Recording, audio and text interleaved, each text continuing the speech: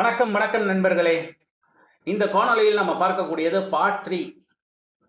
மிகப்பெரிய வாய்ப்பை தவறவிட்ட மாவீரன் நெப்போலியன். அது ஒரு சின்ன கதை தான் நம்ம பார்க்க போறோம். அதாவது ஃபர்ஸ்ட் டைம் இவர் மாட்டின உடனே ஆங்கிலேயர்கள் இந்த பிரிட்டிஷர்ஸ் என்ன பண்ணாங்க அப்படின்னா, ஒரு 10 கிலோமீட்டர் தொலைவில் இருக்கக்கூடிய ஒரு தீவில் இவரை அடைச்சு வச்சாங்க. ஆனால் இவர் திரும்ப அங்கிருந்து தப்பிச்சு வந்துட்டாப்ல. அடுத்த முறை வாட்டர்லூ போரில் தோற்ற பிறகு இதை இப்படியே விட்டோம்னா சரிப்பட்டு வராது, ரொம்ப தொலைதூரில் எங்கேயாவது ஒரு தீவில் வைப்போம் அப்படின்னு பிளான் பண்ணி ஹெலனா ஐலாண்ட்ஸில் வந்து பிளான் பண்ணுறாங்க. அது கிட்டத்தட்ட ஆப்பிரிக்காவில் 3000 கிலோமீட்டர் தொலைவில் இருக்குது. சுற்றி முற்றி கடல். அந்த தீவுனா எப்படி இருக்கும்னு எல்லாருக்கும் தெரியும். அது மட்டும் இல்லாமல் இவர் யார் கூடவும் பேசவும் கூடாது, தனிமையான ஒரு அறையில் இருக்கணும். அப்படின்ற ஒரு பட்சத்தில் இவருக்கு எந்த ஒரு விதமான ஒரு சிந்தனை உள்ள டோட்டலாக கன்ஃபியூஷன் தான் இவருக்கு. அதான் நான் என்னுடைய புக்கில் நான் சொல்லக்கூடியது என்ன அப்படின்னா, இந்த புக்கில் பார்த்தீங்கன்னா ஃபஸ்ட்டே வந்து your strength is your mind set. இந்த இன்னர் மைண்ட் செட் இருக்குது பார்த்தீங்களா, அது ஒன்ஸ் வந்து நம்ம ஒரு கன்ஃபியூஷன், குழப்பம், பயம் இது எல்லாமே வந்துச்சுன்னா அடுத்த கட்டம் சொல்யூஷன் என்ன அப்படின்றத திங்க் பண்ணுறதுக்கே தோணாது.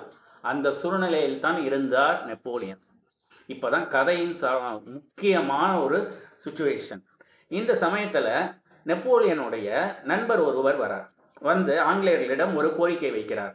அவர் தனியாக இருக்கிறாரு. இனிமே அவர் தப்பிச்செல்லாம் போய் திரும்ப வந்து ஒரு போராட்டம் அப்படின்ற ஒரு மிகப்பெரிய ஒரு வாரெலாம் நடக்க போகிற சான்ஸ் இல்லை. ஸோ அவருக்குன்னு ஒரு செஸ் பாக்ஸ் ஒன்று சின்னதாக அவருக்கு ப்ரெசன்ட் பண்ணுறேன். அவர் அதை வச்சியாவது அவர் விளையாடிக்கிட்டோம், டைம் பாஸ் பண்ணட்டுமே அப்படின்னு சொன்ன உடனே இது ஆங்கிலேயர்கள் பெருசாக எடுத்துக்கல. பரவாயில்ல கொடுங்க அப்படின்ன உடனே அதை எடுத்துட்டு போய் ஆங்கிலேயர்கள் விட்டதுனால நெப்போலியன்ட்ட கொடுக்குறாரு. இவர் நெப்போலியன்ட்ட வாங்கின உடனே நெப்போலியன் அதை வாங்கி வச்சது தான் இறக்கும் வரை அந்த பாக்ஸை திறக்கவே கிடையாதுங்க. இறந்த பிறகு அதை திறந்து பார்க்குறாங்க. அதில் தான் ப்ளூ பிரிண்டே இருக்குது, இந்த ஹெலனா ஐலாண்ட்ஸ்லேருந்து எப்படி தப்பிக்கிறது அப்படின்றது. ஸோ இங்கே தான் நம்ம ஒன்றை நாம் கற்றுக்கொள்ள வேண்டும்.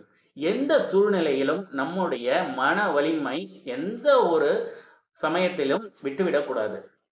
அதுதான் நான் சொல்லக்கூடியது. இந்த கான்ஃபிடென்ஸ் மட்டும் கிடையாது, resilience is more important. Resilience கீழே விழுந்து அடுத்தது ஏந்திரிக்கணும் குதிரை மாதிரி.